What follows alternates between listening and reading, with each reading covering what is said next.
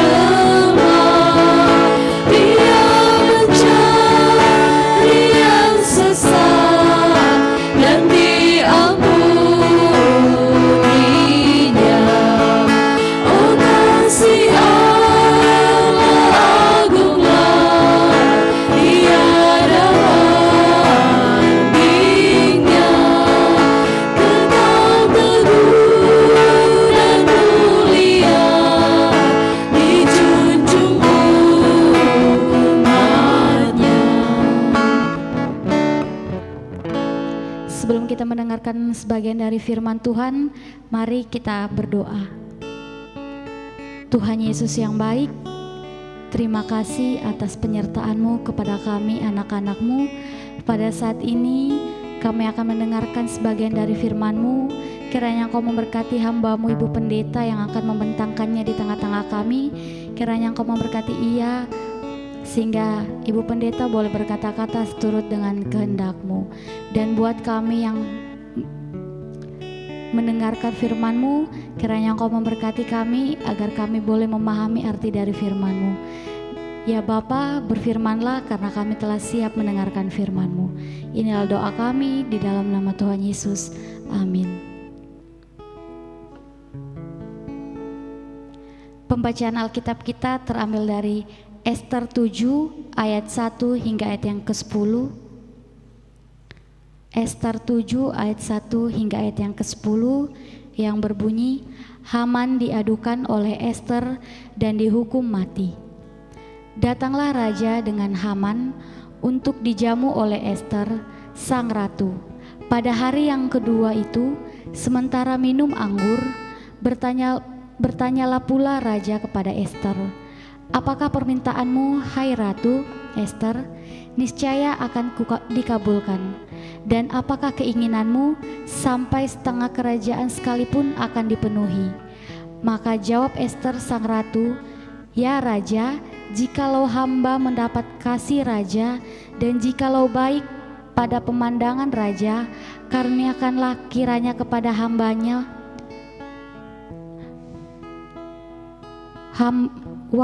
hamba atas permintaan hamba, dan bangsa hamba atas keinginan hamba. Karena kami, hamba serta bangsa hamba, telah terjual untuk dipunahkan, dibunuh, dan dibinasakan. Jikalau seandainya kami hanya dijual sebagai budak laki-laki dan perempuan, niscaya hamba akan berdiam diri. Tetapi malapetaka ini tiada taranya di antara bencana yang menimpa raja. Maka bertanyalah Raja Ahasveros kepada Ester sang ratu, siapakah orang itu dan di manakah dia yang hatinya mengandung niat akan berbuat demikian? Lalu jawab Ester, penganiaya dan musuh itu ialah Haman, orang jahat ini. Maka Haman pun sangatlah ketakutan di hadapan raja dan ratu. Lalu bangkitlah raja dengan panas hatinya daripada minum anggur dan keluar ke taman istana. Akan tetapi Haman masih tinggal untuk memohon nyawanya kepada Ester sang ratu. Ketika ia melihat bahwa telah putus niat raja untuk mendatangkan celaka kepadanya, ketika raja kembali dari taman istana ke dalam ruangan minuman anggur, maka Haman berlutut pada katil tempat Ester berbaring. Maka tita raja, masih jugakah ia hendak menggagahi sang ratu di dalam istanaku sendiri? Tatkala tita raja itu keluar dari mulutnya, maka diselubungi oranglah muka Haman. Sembah Harbona, salah seorang sida-sida yang di hadapan raja. Lagi pula tiang yang dibuat Haman untuk Mordekai, orang yang menyelamatkan raja dengan pemberitahuannya itu, telah berdiri di dekat rumah Haman, 50 hasta tingginya. Lalu tita raja sulakan dia pada tiang itu. Kemudian Haman disulakan pada tiang yang didirikannya untuk Mordekai. Maka surutlah panas hati raja. Amin. Senjata makan Tuhan. Nasulei gaunam. Saudara-saudara yang terkasih dalam Tuhan, senjata makan Tuhan memang berlaku ketika memang orang merancangkan sesuatu niat dari niat yang jahat, yang buruk, saudara. Merancang-rancangkan kejahatan, merancang-rancangkan celaka bagi seseorang, dan pada akhirnya rancangannya itu kembali ke dia. Apa yang terjadi dengan Haman? Bahwa Haman sebagai seorang panglima raja kepercayaan Raja Ahasuerus, dia punya niat yang jahat terhadap orang Yahudi, terhadap Mordekai dan orang Yahudi.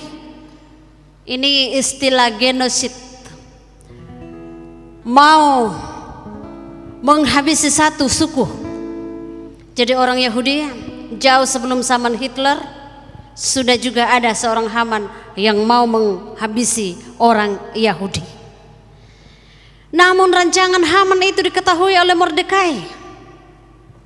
Rancangan jahat itu diketahui oleh Mordekai, saudara-saudara. Lalu Mordekai itu menyampaikan itu kepada Ester yang telah terpilih menjadi ratu menggantikan Wasti. Mordekai bilang kepada Ester, jangan karena engkau di dalam istana lalu kau enak-enak di dalam, merasa nyaman, lalu kau tidak tahu apa yang telah dirancangkan oleh para petinggi raja, terutama Haman, untuk menghabisi orang Yahudi dan keluargamu sendiri. Ester memberanikan diri membuat perjamuan, mengundang raja. Itu pun dua risikonya, saudara. Kalau raja berkenan hadir, oke. Tapi kalau tidak, itu juga bahaya. Saudara-saudara, Haman telah membuat tiang untuk menyulakan Mordekai, merencanakan rencana jahat untuk membunuh Mordekai dan mau memunahkan orang Yahudi. Tapi yang namanya niat jahat biasa langsung ketahuan, saudara. Rencana sangat jahat ini diketahui oleh Mordekai, dan ternyata Tuhan tidak tinggal diam, saudara. Tuhan bekerja dengan caranya melalui Mordekai, kemudian menghubungi Ester. Lalu terjadilah yang namanya bahwa penggagalan rencana jahat Haman itu. Setelah Ester mengetahui maka Ester mengadukan itu kepada raja dan raja sangat marah. Puncaknya adalah ketika raja memutuskan bahwa Hamanlah yang akan disulahkan pada tiang yang mau dibuatnya untuk Mordekai. Maka kesampaianlah istilah senjata makan Tuhan. Nah, saudara-saudara, mengapa sih Haman melakukan itu? Karena cemburu, saudara. Karena iri hati, karena takut tersaing. Dan inilah racun kehidupan kita. Ketika kita mulai cemburu, saudara, ketika kita sudah mulai iri hati, dosa-dosa itu mengintai kita. Bahaya banget. Mungkin kita sudah merancangkan sesuatu untuk menjatuhkan orang itu, tapi pada akhirnya kalau niatnya memang jahat, saudara, bisa jadi bahwa kembali ke kita. Karena itu hati-hati.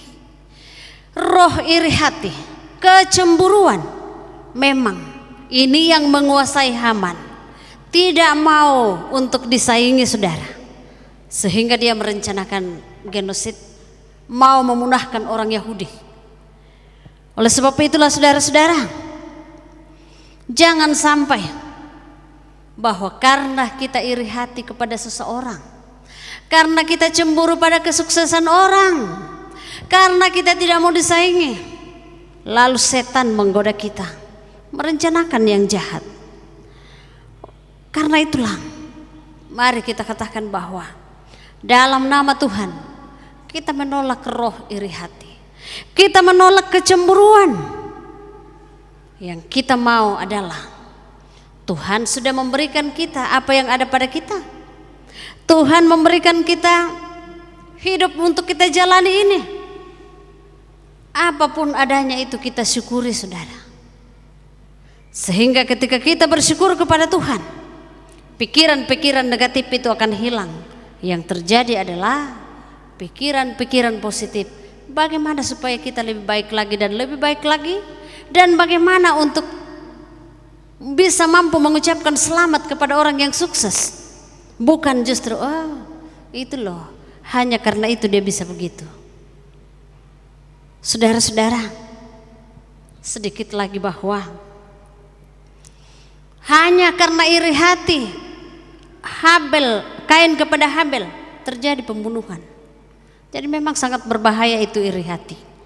Karena itu mari kita mensyukuri apa yang Tuhan berikan, berbuat yang terbaik yang bisa kita lakukan.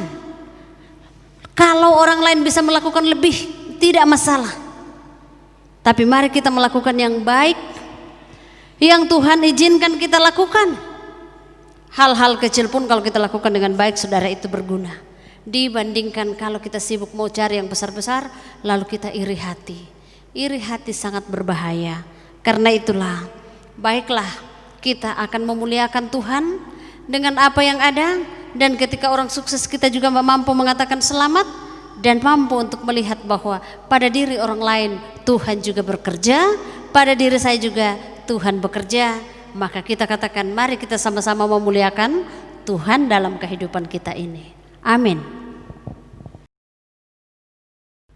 Iya, marilah kita selalu berbuat baik, tetaplah berpikir positif, jauhkan kecemburuan dan muliakanlah Tuhan, karena Allah mengerti, Allah peduli segala persoalan yang kita hadapi. Mari kita mengaminkan firman Tuhan, kita mengangkat pujian, Allah peduli.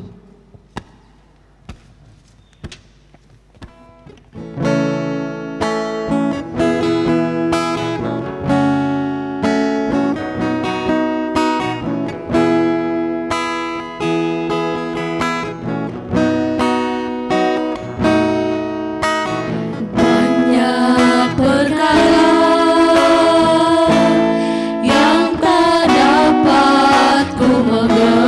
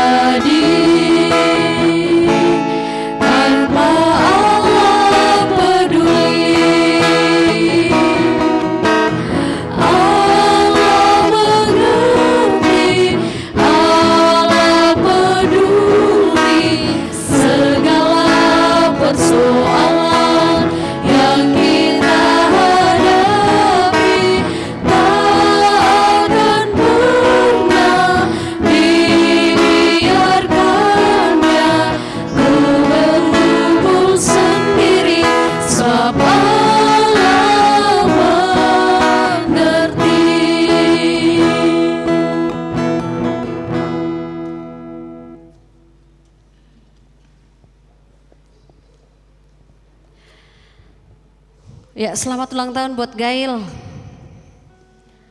Nopti James Pesaka, Ariansias Lele Perangan, Roland Sima, dan hari ulang tahun pernikahan Bapak Hendrik Randanan dengan Ibu Ludia Talimbong.